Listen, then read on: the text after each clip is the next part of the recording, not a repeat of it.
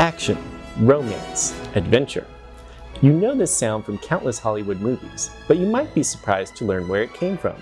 In this video, discover Strauss's Don Juan, a swashbuckling romp that scandalized audiences with sex, violence, and a new musical sound.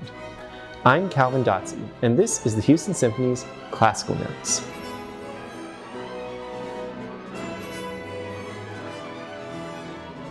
Richard Strauss's father was a famous horn player with very conservative tastes.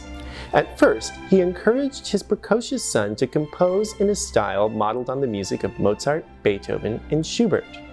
In 1885, however, Strauss rebelled.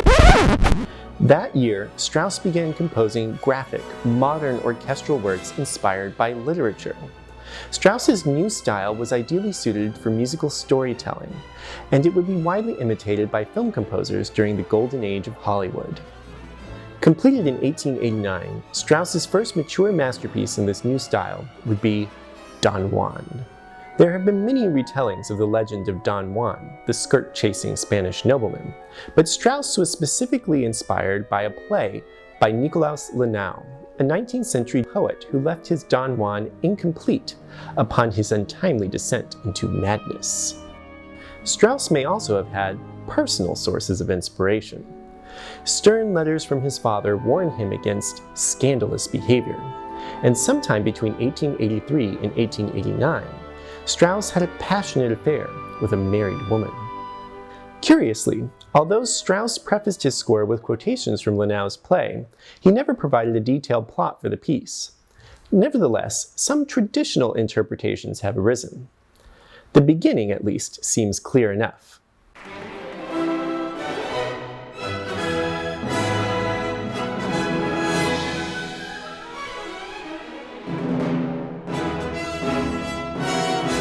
Lenau's play commences with a scene in which Don Juan declares, "That magic circle, immeasurably wide, of beautiful femininity, with their multiple attractions, I want to traverse in a storm of pleasure, and die of a kiss upon the lips of the last woman." The frenzied opening indubitably represents Don Juan's lust.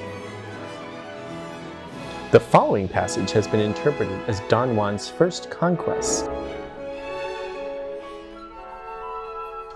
The woodwinds depict the woman's delighted giggles.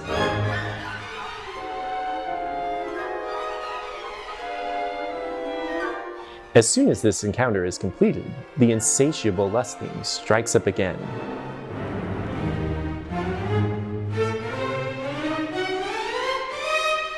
Next, a demure violin solo appears, usually interpreted as another woman.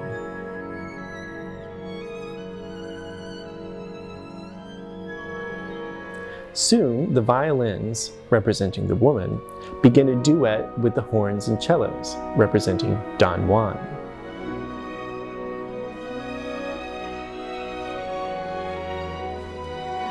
Their melodies entwine about each other with increasing passion. The climax, however, is surprisingly dark.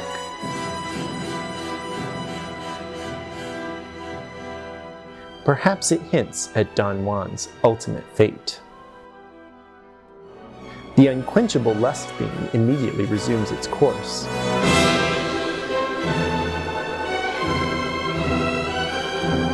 Don Juan begins his next seduction with a brooding melody in the cellos and violas.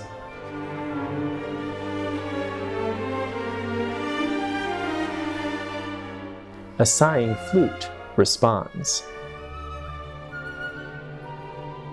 This time, however, a tender oboe melody arises, suggesting a deeper emotional involvement.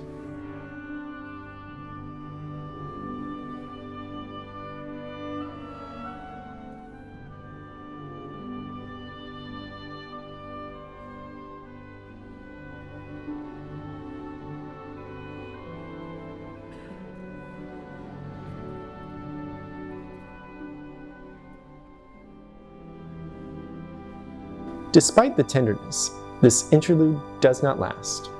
Don Juan renounces love, and the horns belt a new theme traditionally matched with lines from Lenau's play.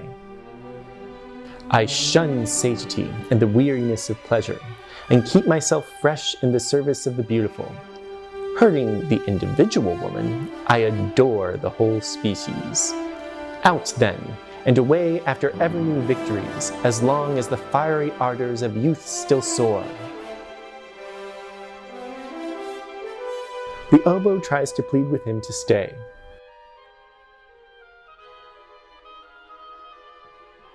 But to no avail.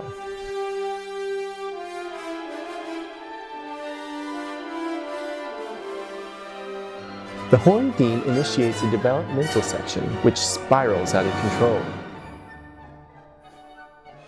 Traditionally, this has been interpreted as a drunken, orgiastic carnival scene.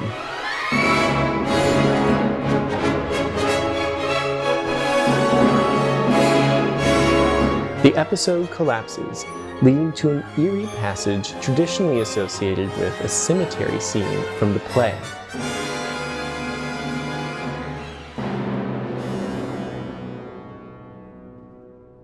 Brief quotations of the earlier themes suggest the women that Don Juan seduced.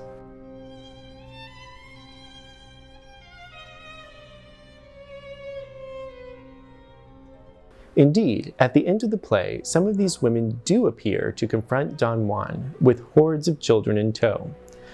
Don Juan promises to divide his wealth among them when he dies.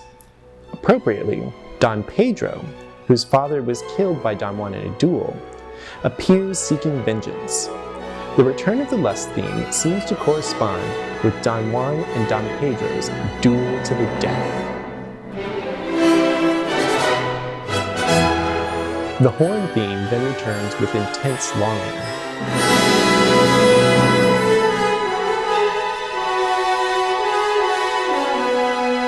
The lust theme consumes it, building to a sudden pause.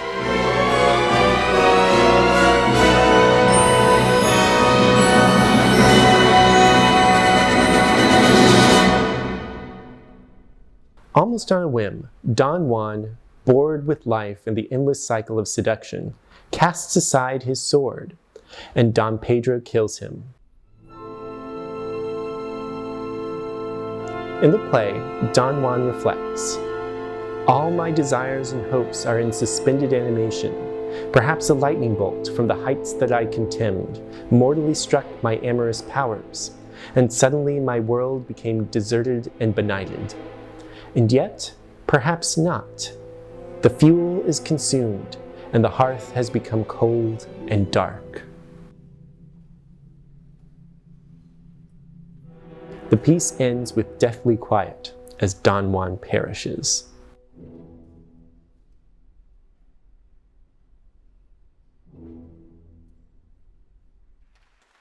At its premiere in Weimar on November 11, 1889, Don Juan scandalized and delighted audiences. Never before had they heard such graphically suggestive music. Don Juan sealed Strauss's fame as the genius of his generation, and he became the darling of the musical modernists. You can hear Strauss's Don Juan and more great orchestral music performed by the Houston Symphony each week through Houston Public Media. Thank you for watching, and enjoy the music.